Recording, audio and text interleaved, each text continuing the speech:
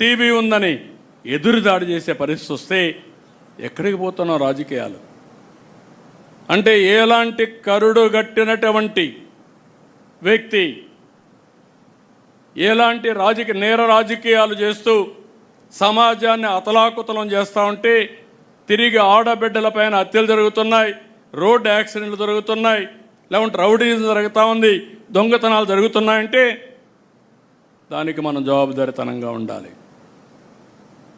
అందుకే నేను చెప్పాను, టెక్నాలజీ కూడా ఉపయోగిస్తున్నాం.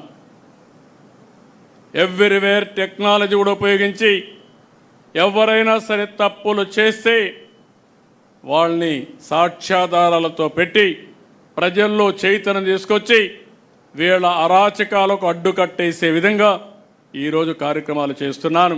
నాకు కావాల్సింది ఒకటే గుర్తుపెట్టుకోండి, పబ్లిక్